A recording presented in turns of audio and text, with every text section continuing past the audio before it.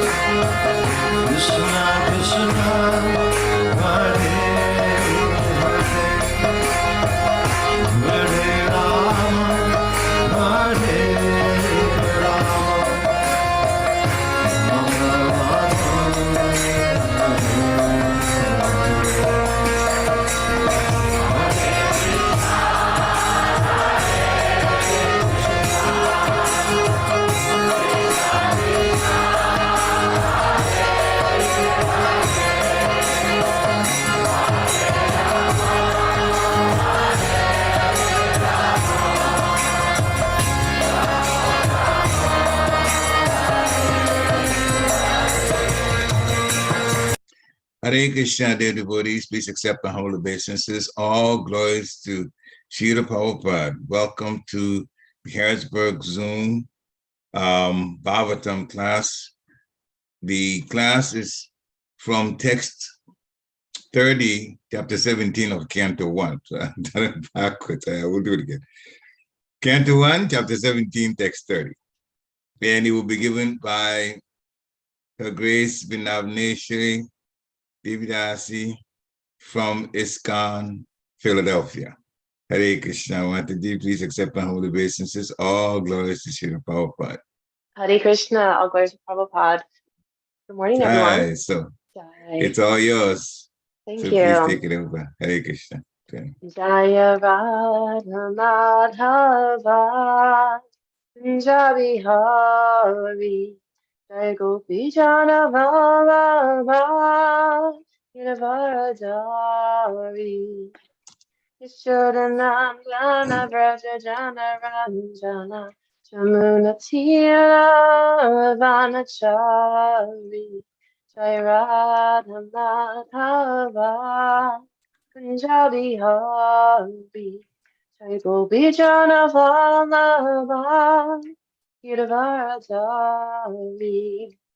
Yashodanandana Vrajajana Ranjana Jamunatira Vanachari Jairadhamadhava Punjabi Hari Jai Gopi Jana Vallabha Giravardhari Yashodanandana Vrajajana Ranjana Jamuna Tira Vanachari Hare Krishna Krishna Krishna Hare Hare Hare Rama Rama Rama Hare Hare Hare Krishna Krishna Krishna Hare Hare Hare Rama Rama Rama Hare Hare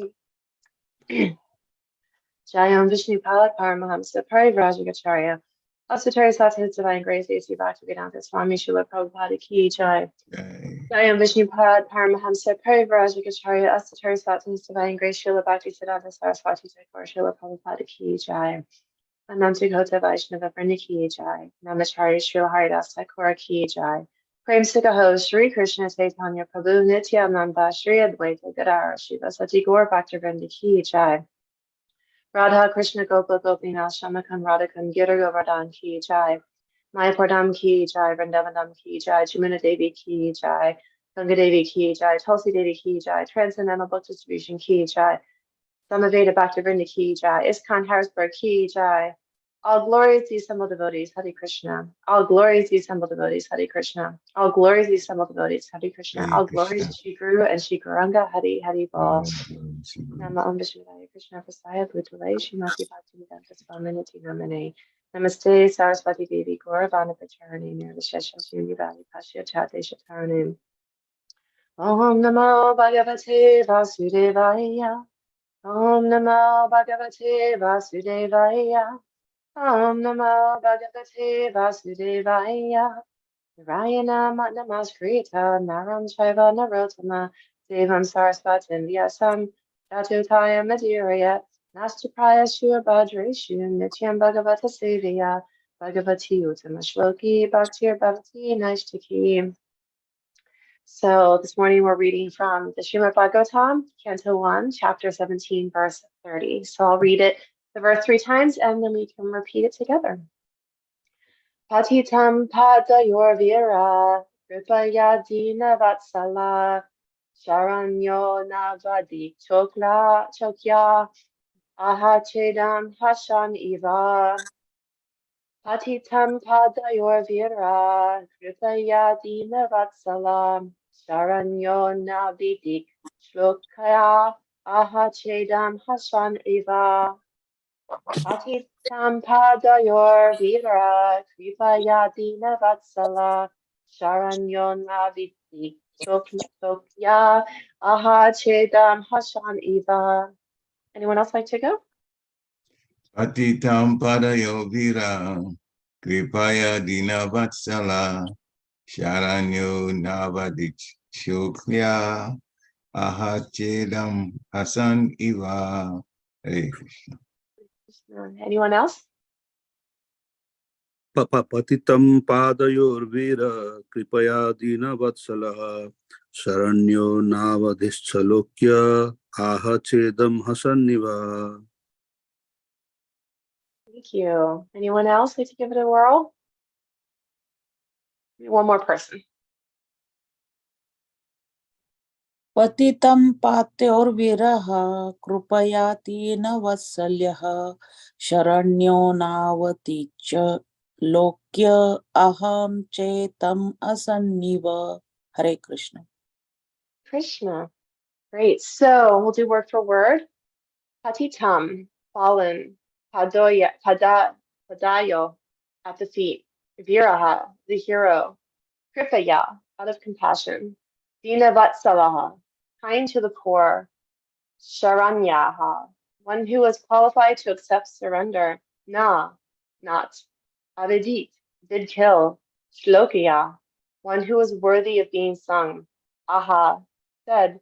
Cha, also. Idam, this. Hassan, smiling. Eva, like. Translation and purport by His Divine Grace, A.C. Bhaktivedanta Swami Srila Prabhupada Ki Jai. Maharaj Parikshit, who was qualified to accept surrender and worthy of being sung in history, did not kill the poor surrendered and fallen Kali, but smiled compassionately, for he was kind to the poor. Purport. Even an ordinary kshatriya does not kill a surrendered person, and what to speak of Maharaj Parikshit, who was by nature compassionate and kind to the poor.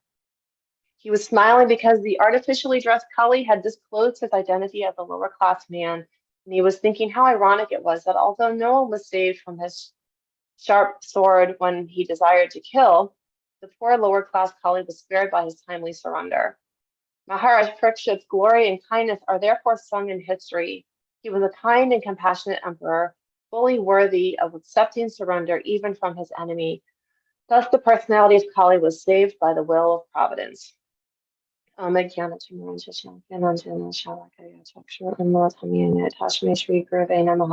Sri Chaitanya Manovistam Stapitanyena Bhutale Swayam Rupa Kadamayan Dadati Svabhadantikam Jai Sri Krishna Chaitanya Prabhu Nityananda Sri Advaita Gadara Shiva Sati Gaur Bhaktivinda Om Vishnu Padaya Krishna Prasaya Bhutale Srimati Bhakti Charas Namanati Namane Next Chaitas Rupaneta Bhagmanantrasa Pujan Prabhupada Pranamon Bhakti Charapanam.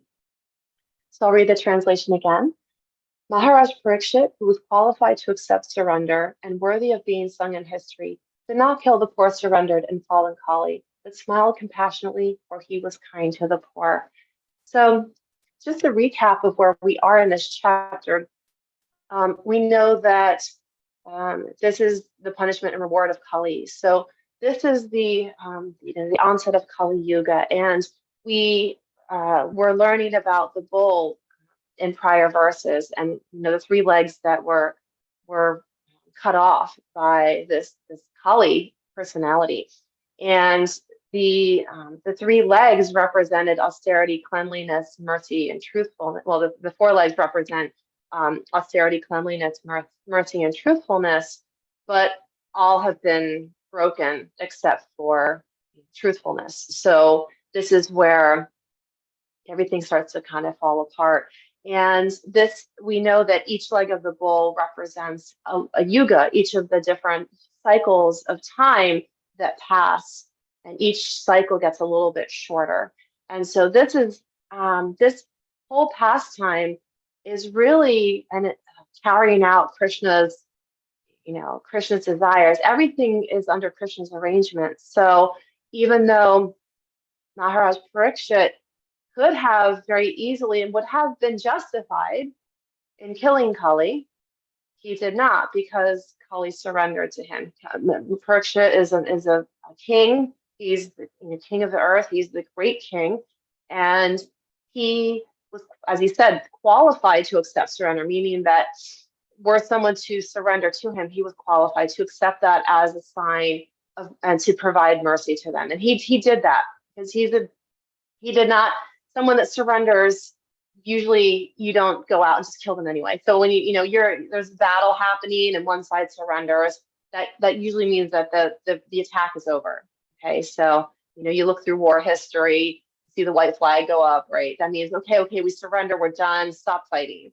So Kali surrendered in the nick of time. Parikshit was going to kill him. He's going to take a sword to him and kill him. But because Kali surrendered just in the nick of time, he was saved.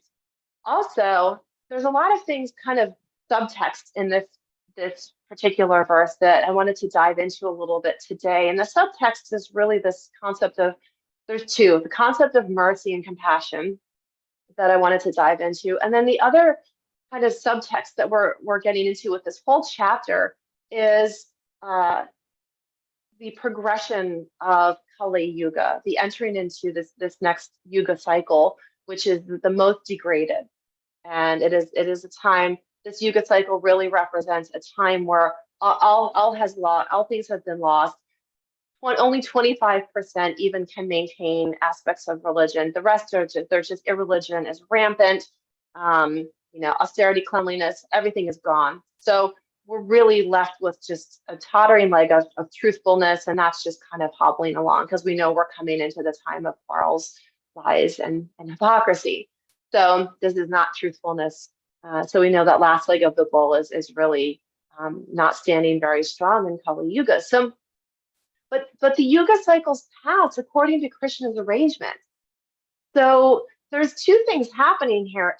There's this wonderful elevated mercy and compassion that King Parikshit is showing.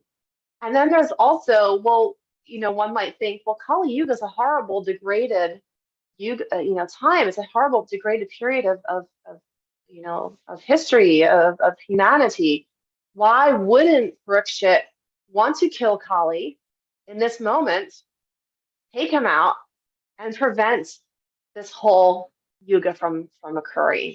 And so these are things that we could think about. Why wouldn't certain things happen?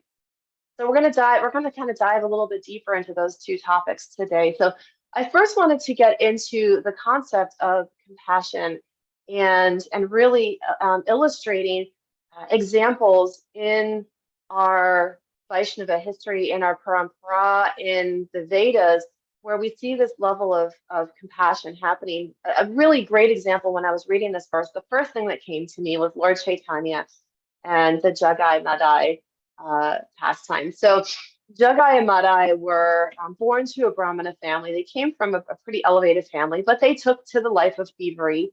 And most of us know the story, but the Jagai and Madai were just thieves. They were dacoits, right? Which is, they weren't nice people. They were just looking to serve themselves, get what they could by hook or crook, literally.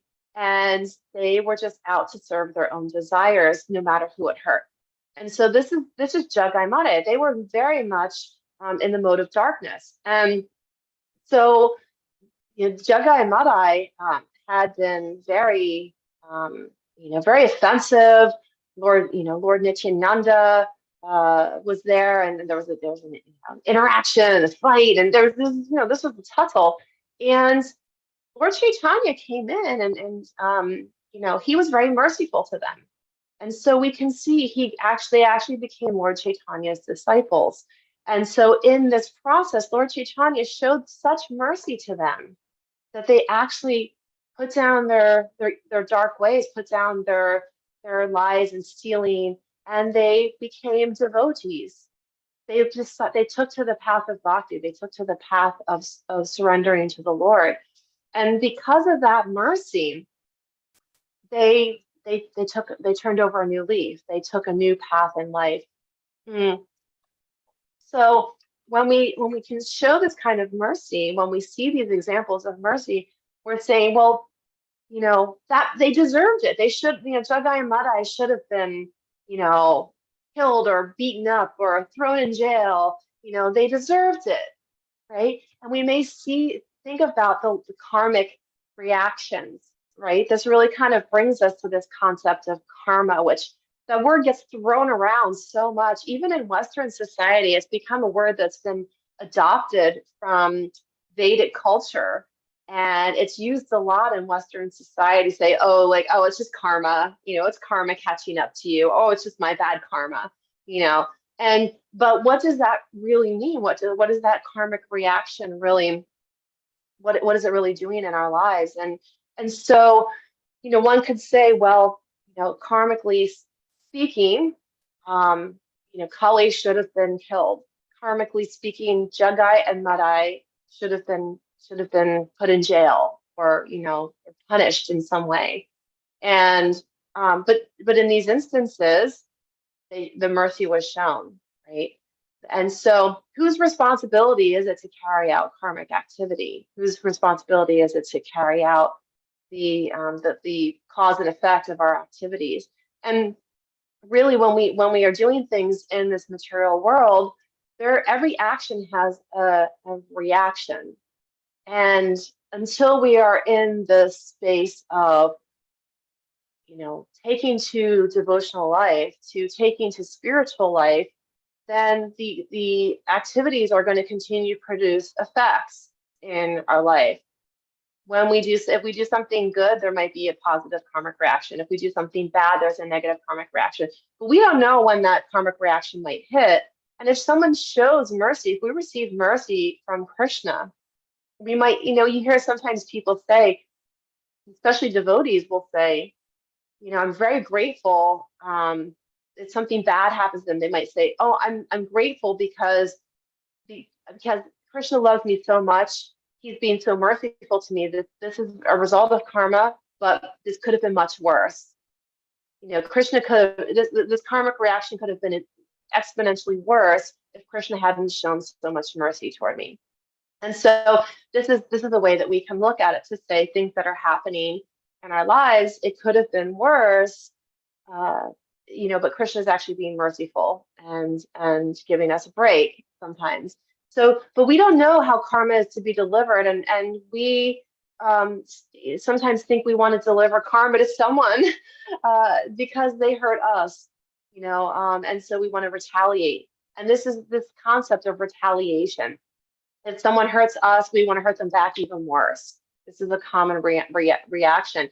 Here, however, this bull was being hurt. So Maharaj Parikshit was actually standing up for the bull, which is Dharma. The bull represents Dharma, it represents religiosity, it represents all of the principles, the Dharmic principles of material world. And so, when Kali was, beating the bull, Maharaj Parikshit was standing up for the bull. Now, if Kali had been beating Maharaj Parikshit, he may not have defended himself, but he was beating the bull. So he defended the bull and was ready to kill Kali, except until Kali had surrendered. And there's a lot of examples given. Prabhupada talks about this a lot, that when if someone's attacking us, that we kind of accept it. If someone's attacking another Vaishnava or someone else, we defend, like fiercely, trying to help that person and defend them. And why is that, right? Because if we are taking someone that's attacking us and then we go right back at them, we're continuing a cycle of karma. And this is where it can get really tricky. And there's a lot of writings on this. There's been lectures on this about how we can break the wheel of karma, break the cycle of karma. And one of them is not reacting to offenses made against ourselves. Because as soon as we react to something made against us, we are now, if we react and we double down, you hurt me, I'm going to hurt you 3 times over. As soon as we double down on that attack, we're now increasing our karmic load, right? That's not a good idea if we're trying to, increase our escape from karma. There's a karma, b karma. We want to try and, release ourselves from the karmic reactions. And if we double down on someone that's coming against us, then we're just increasing the karmic reaction. So we have to be really careful. However, if we're helping someone, then that karmic reaction is now, it shifts the energies a little bit. So like I said, it's a very subtle, it's a very tricky thing to navigate in life. And we might say, well, I feel I should defend myself. And it's not to say that we should just roll over and be, just be walked all over. We have to find that middle ground in life. But when we think about truly, if we just look at it as a karmic thing purely, this is taking out like self-defense and, standing up for yourself when you need to and things like that. This is just purely looking at a karmic, a karmic wheel, the cycle that we can get stuck into, that we don't go flying back again against that person and try and hurt them even worse. And so this is where karma can get really tricky. And so this is coming into Kali Yuga. We can see the effects of Kali Yuga because we see so much of this kind of behavior. And the cycles of karma, you can see them, being carried out because they're the lies, the quarrels, the hypocrisy. No one can get along, right? Everyone's out to get everyone else, and you can see whose agenda and whose agenda is prevailing and who wants to get one over on the other person. And you see it in the business world, you see it in politics, you see it all over. So we can see it so well in Kali Yuga, the effects of, how people are just trying to get back at each other. And they're just digging their hole, right? They don't realize they're just digging a deeper hole for themselves and making it more and more difficult to really free themselves from this cycle of birth and death. And that's the thing. They don't, when you don't have the understanding of samsara, the cycle of birth and death, you're just digging a deeper hole. So here we know we now are gaining this understanding through reading the Shastra, through reading Srimad Bhagavatam, through reading Bhagavad Gita, that this can be broken. The cycle of birth and death can be broken by understanding the karmic reactions. And so by Maharaj Parikshit showing mercy, even though Kali Yuga does progress, because that's part of Krishna's plan. So, and Maharaj Parikshit was an instrument in that plan. So even though Kali Yuga progresses, he demonstrates mercy.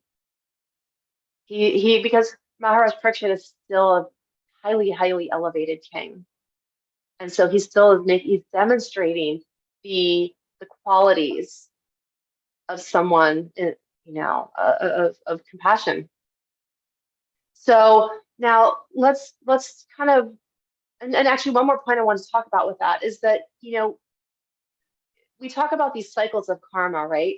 And we think, well, we got to get back at this person or that person. But if you think about in families and generationally speaking too, when there have been wrongdoings in a family or even alcoholism or abuse, it says it takes generations to clear that out. That's karma, because the father gets abused by his father was abused by his alcoholic father, his father was abused by his angry father, right? So it trickles down. So then the father abuses the son abuses their children, because that's how they act out. They're just creating this wheel until someone has compassion and mercy and breaks that chain. So it's about breaking the chain of karmic reaction and showing mercy, showing compassion can help to break those chains, those cycles of karmic reactions. So it's really, using judgment, but also seeing this as an example. Maharaj Parikshit is setting that example. Now Kali goes on and he shows mercy to Kali by letting him live, but saying you can only live in these places, brothels and places of gambling and places of intoxication, right? So I'm giving a little bit of a foreshadowing of things to come, but Maharaj Parikshit says you can live, but only in these places. And Kali's like, okay, Kali isn't the most elevated soul anyway. So Kali's okay, he's going to be put into those places. So now getting back to the second point for today. So we talk about compassion, we talk about showing mercy, we talk about karmic reaction, but then it comes to the place of, well, why show mercy to someone? Why did Maharaj Parikshit show mercy to him at all? So again, Krishna has this all mapped out. Everything is in Krishna's arrangement. These are personalities. These devotees are here to help Krishna carry out his plans. And so Maharaj Parikshit put the snake, over the sage's neck when he was in meditation, and then he's cursed and to be bitten. And so and he accepts that. He's accepting that because this then becomes the true turning over into Kali Yuga. And this is also the opportunity for Srimad Bhagavatam to be recited. And so these all are things are to be enacted. Now we can look at this world today and say, well, maybe this is all just Krishna's arrangement. This is all the progression of Kali Yuga. We can do our best to stay in that mode of goodness, do our best to not get ourselves in a tangle, in a karmic tangle, right? To, do our best to help awaken people, but also not getting so spun out when we're reading the news and like, oh gosh, all these things that are happening. things that we don't really have control over. Why would people say, why would God let these things happen? Why would Krishna allow for these things to occur? 5,000 years ago, why would Krishna allow demons to come onto the planet while he was there? Krishna could have prevented all of that, surely, right? Krishna could have prevented all of those demons from coming, but he didn't. He killed them while he was there. But that's part of, this is the material world, first of all. So the material world has these dualities, but it's also opportunities for Krishna to let these pastimes carry out. And these different personalities have an opportunity during Krishna's time to be killed by him, which was a great benediction. And so even you can think back in before Krishna was born, Kamsa, the evil brother, Narada Muni, he's a very enlightened devotee of Krishna. Narada Muni is the one that's like, hey Kamsa, by the way, you're one of the sons from Vasudev is going to kill you. And so Narada Muni's like, getting them all on the wedding day. Why would Narada Muni on their wedding day, like Devaki and Vasudev's son, why would he say that to him? Well, it's to stir things up, right? Narada Muni is an instrument to escalate the plan to get Krishna here, right? Narada Muni's whole goal is like, okay, he stirs the pot a little bit, but he's stirring the pot in a way that's to get Krishna to carry out the pastimes of Krishna, to help Krishna, carry out these different pastimes, move through these different cycles, and kill these different demons, whatever that is. But Narada Muni was there as an instrument of Krishna, just as Maharaj Parikshit was there as an instrument of Krishna. Narada Muni stirred the pot with Kamsa, and Kamsa almost killed his sister, right? Kamsa killed all these babies. The first 6 babies were killed of his sister.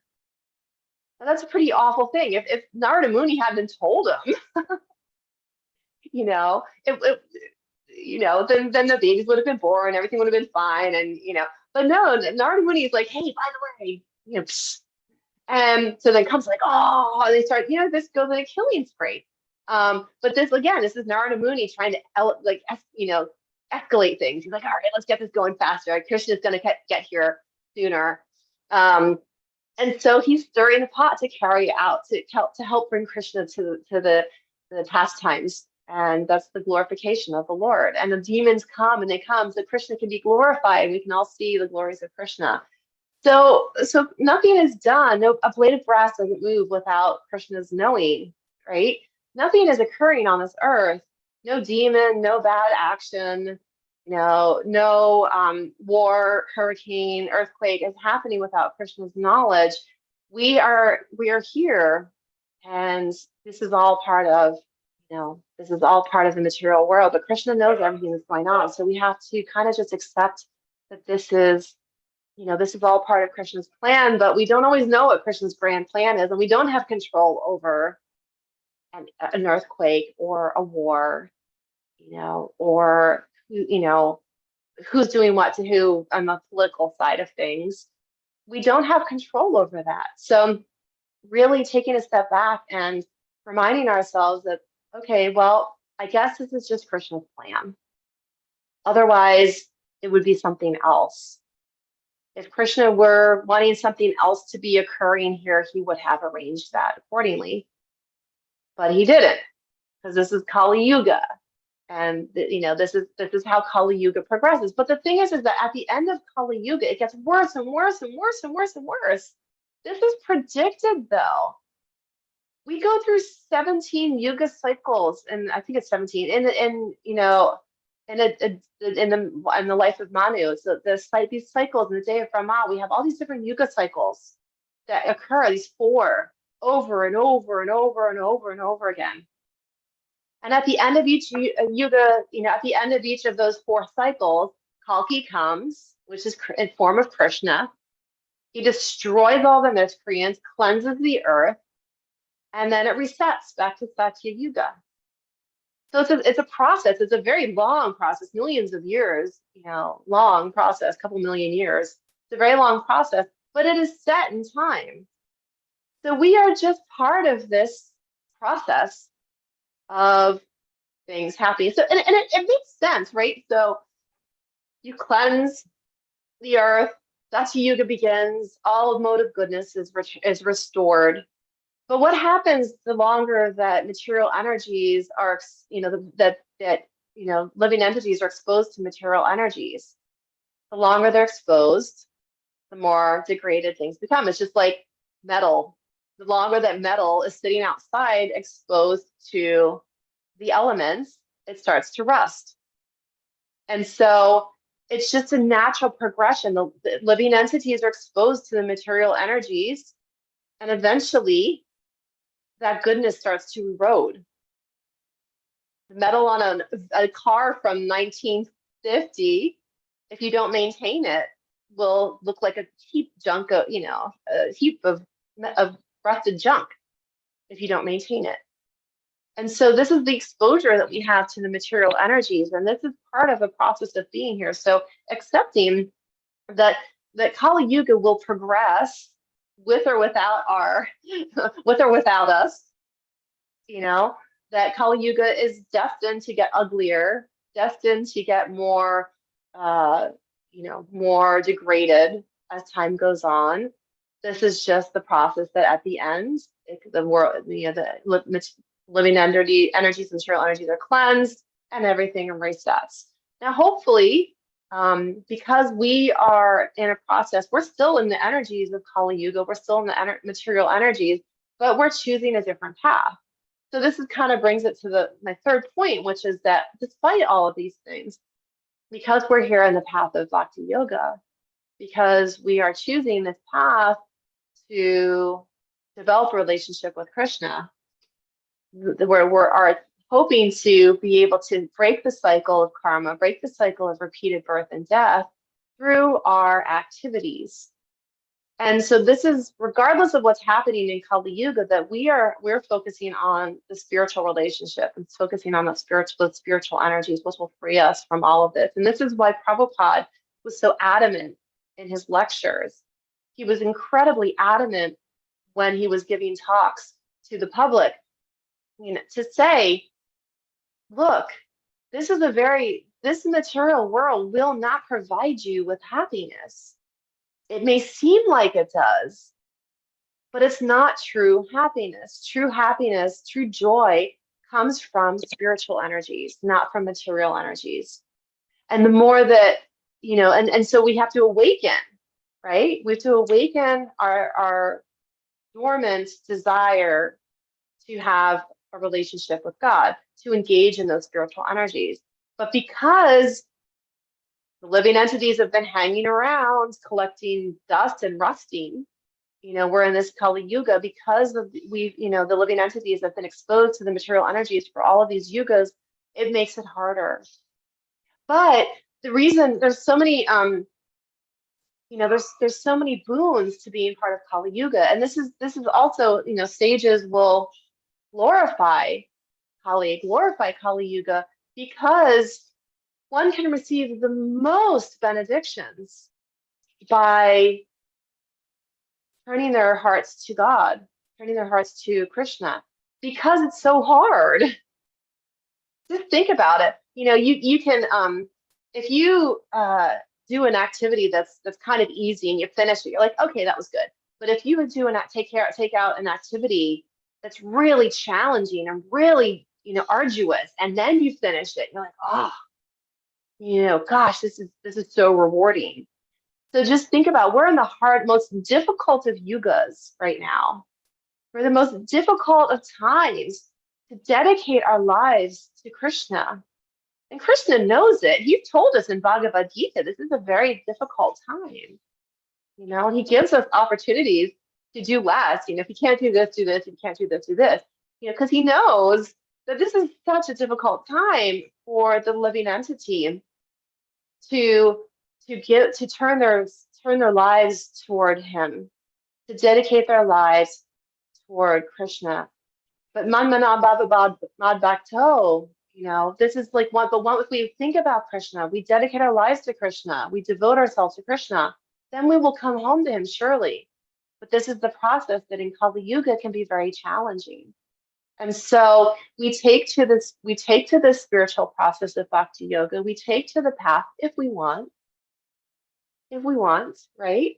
Because Krishna's not standing there beating us over the head, caveman style, saying, boom, come with me, you have to love me. He's giving us a choice. Free will still exists here in this material world. And that's Krishna gives us free will, because as part of Krishna giving the living entities the opportunity to experience life, or experience outside of Krishna, he also gives us the choice on how we're going to do that. But with that choice, he also puts a lot of structure in there, this whole karma thing, the modes of material nature. So there's things he puts in place to say, like, yeah, you have free will, but I'm going to create all these laws and structure so that your free will eventually bring you back to me. Because it's going to be so difficult for you you're going to find it so difficult to engage in material energies that you're going to realize coming back to me is the path of joy. That's the true path back. And so, like I said, he gives us all this free will, but he's also created a little bit of a web, Maya, modes of material nature, karma, the cycle of birth and death. All of these things are still created by Krishna, because he's the ultimate, he's the supreme. So everything's under his jurisdiction, even material, even the material activities are under his direction. So when we think about today's verse, and think about compassion, and think about how we want to stop this cycle of karma by not trying to get back at people, or lunge back at someone and double down, and really just turning into Krishna more, and seeing this opportunity in Kali Yuga as an opportunity to really work and see the benefits and see the gains from even just that spark of spiritual energy that we might feel in a day, that we can say, like, wow, in Kali Yuga, even that tiny glimmer that we might see is really substantial. It's significant, because Kali Yuga is so degraded that only less than 25% of people even care about religiosity, even care about Krishna. So that when we see glimmers of Krishna, little miracles in our life, little signs and things that remind us of Krishna in our day, we can see all of that as a miracle, as a boon. That in Kali Yuga, this is very difficult. Very, very difficult. So we have these things to give us hope, to give us something to hold on to, that will bring us, keep us on this path, even when it gets hard. So I'll stop there for questions and reflections, corrections, of course, comments, anything else. Thank you very much for a very nice lecture. And you brought up a lot of points: compassion, mercy, and there was some explanations involving the reactions of Maharaj Pariksit when personification of Kali decided to surrender. Why didn't he kill? You brought up so many points here, and of course, reminding us that material energy is not where joy comes from. It comes from the spiritual energy. And Prabhupada, in so many ways, points out to us that we're in a suffering condition, but we don't see it that way. Somehow, I have one question, and it has to do with how people are going on in the material world. Many people are working, and from the work they get whatever they get paid, and they live on that way. They don't see that as a suffering condition. They do not see that as a suffering condition.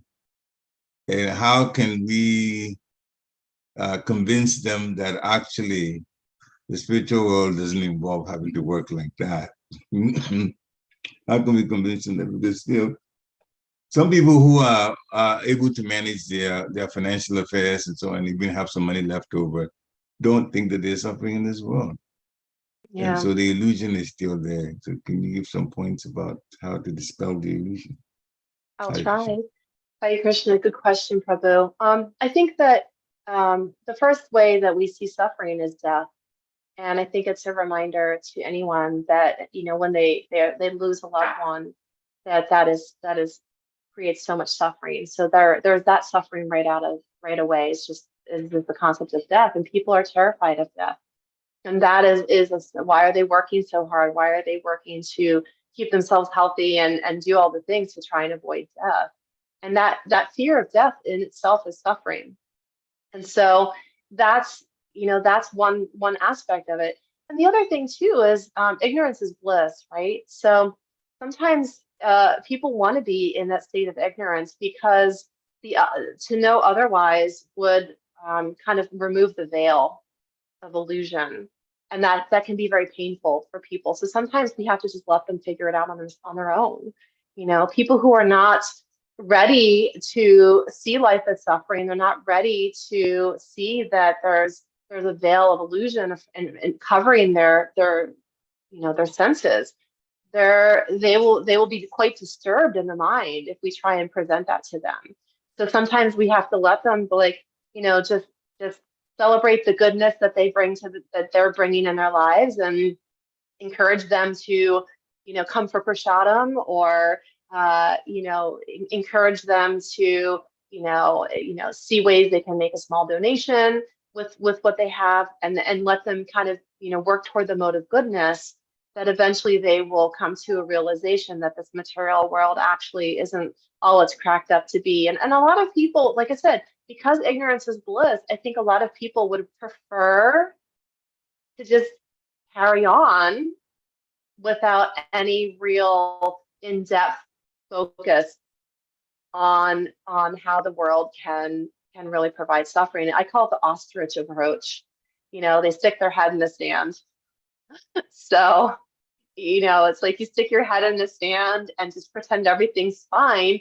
Those people aren't going to be ones that are going to take to hearing any message of suffering in this world. They're going to be like, oh, that's so silly. No, it's look at the beauty. Look at everything around us. We should see everything as joy and everything beautiful around us. And there's nothing wrong with that perspective, to see everything around us as joyful and happy. But the thing that you might remind someone like that, if someone's like, everything's wonderful, life is fantastic, everything's, look at the beauty around us, and we're wealthy, and we have all these wonderful things, we're so grateful. You can remind them, instead of reminding them that the world is suffering, maybe you remind them to be grateful, and remind them that God's behind all of it. So, and that's another perspective to say, you're right. You are so blessed. You have so much to be grateful for. And this is all because of God's generosity and his mercy. And that is a perspective that might appreciate is more the perspective of gratitude, and higher power is giving you all these boons, and eventually Krishna is only going to generally let people hang out in that illusion for so long, and something usually breaks it, unfortunately, sadly. And it's not to say we can't be appreciative. Like, having gratitude and having a joyful sense of the world is a good thing, as long as I think we know where it's coming from. These are Krishna's energies.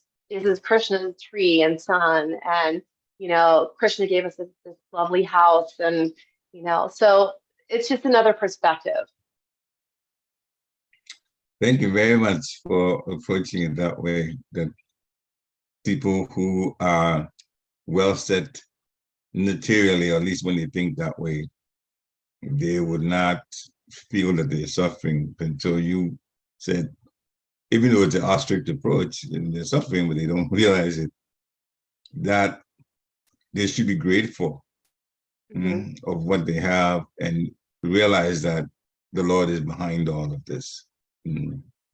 So okay, all right, that's one wonderful. Make sure I'm taking some notes as you're going on. Yeah, so it's very, very nice. Yeah, Okay. just some ideas, or just my, some thoughts that came to mind. So Oh, yeah. anyway, right or wrong. Yeah.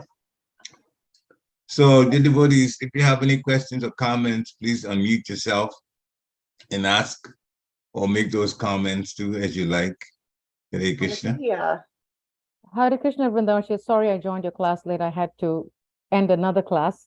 No worries. Yeah, but I really like the last point that you mentioned, how we see everything in connection to the Lord. If even what we have, it's all because of the Lord's mercy. Because I think, as we know, Kali Yuga is getting crazy and crazier day by day. It's not getting any better. But at the same time, trying to see Krishna's energy through it. I think that was a very nice point that you made, that I think that the more we see the Lord's energy and the Lord's handiworks, as they say, it helps to work on the consciousness that everything's owned by the Lord. So I wanted to thank you for that point. That was a very nice point, and a reminder, actually. Definitely a reminder that everything belongs to the Lord. It's the Lord's property. It is. Well, that is true Krishna consciousness, right? If we have the mentality that everything is Krishna's and that everything we see reminds us of Krishna, then that's what we're that's what we're striving for is Krishna consciousness. That's the consciousness that Krishna's in everything, and everything reminds us of him. Thank you. Yeah. Hare Krishna. So now just say a few things of, that my own takeaways, notes that I have from this. Interesting that the text itself said that the personification of Kali realized that Maharaj Pariksit was actually going to kill him. So he surrendered, and he said he surrendered in the nick of time. He saw the sword and it was been the end of him if he hadn't. So, and then he talked about the four legs of religion, austerity, cleanliness, and mercy. And the fourth one is truthfulness. He says truthfulness is actually weak also now at this point. And then he said, why wouldn't Pariksit not kill Kali? Which it would have been one wonderful, it would have prevented the age of Kali to manifest. But then everything is based on the Lord's will. You explain that, based on the Lord's will. Yes, there have been times in different situations, other past times, Jagai and Madai, which you mentioned, that the Lord was actually, as offensive as they were, still, Lord Chaitanya had mercy upon them.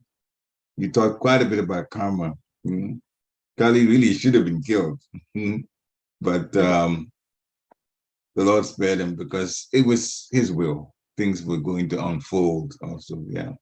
And so all wonderful points that, I was just taking one after another as you were talking.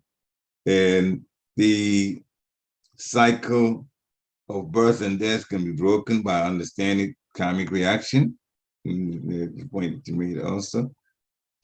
And then there's one more thing that I talked about. Okay, well, I've actually said quite a few of notes that I made. I'm just wondering if other devotees also want to add some things to it. That would be nice. So please, unmute yourself if you want to add more to, or if you have a question about this, or some question in your mind that maybe not even connected have to be about this verse. Yeah, but you want to bring up, which is a nice time and place to bring those things up.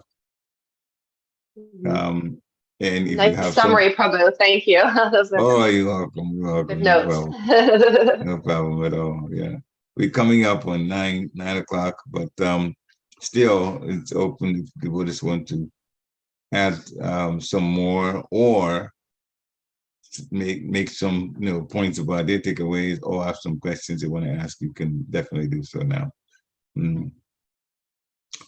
Hare Krishna. Krishna, I think everyone's getting ready for work, so. Okay. All right. So if nobody has that, then we thank you, Vrindavaneswari Mataji, for having given us a very nice class. It was wonderful points here. And we look forward to having you on another time based on the schedule that we have. Hare Krishna. Hare Krishna, everyone. Thank you so much. And oh, by the way, in Philadelphia, we have our Ratha Yatra event. So Anastasia, please spread the word. If you can, I emailed you. I sure did. I did announce it last weekend, and we're gonna spread the word even more. And yes, we do have devotees coming over, so that's great. Yeah, Great. it was Yay. announced. Yeah, it was announced Sunday also after in the class. And we'll keep announcing. Okay, excellent. So hopefully we'll see you both. Yes, hopefully. Okay. Hare Hope so. Krishna. I'll be at the Thank welcome tent you. most of the day. So Hare Krishna. Thank you, everyone. Prabhu. Hare Hare Bol. Hare Krishna, Cool. Hare Krishna, everybody. Vancha kalpatarubhasya kripa sindhya evacha patitanam bhavanebhyo vaishnavebhyo namo namaha. Shri Have a wonderful day. Prabhupada ki jai. Jai. Haribol. Hare Bol. Jai. Have a nice rest of your week. Hare Krishna. Jai. Hare Krishna. Hare Krishna. Hare Krishna. Jai.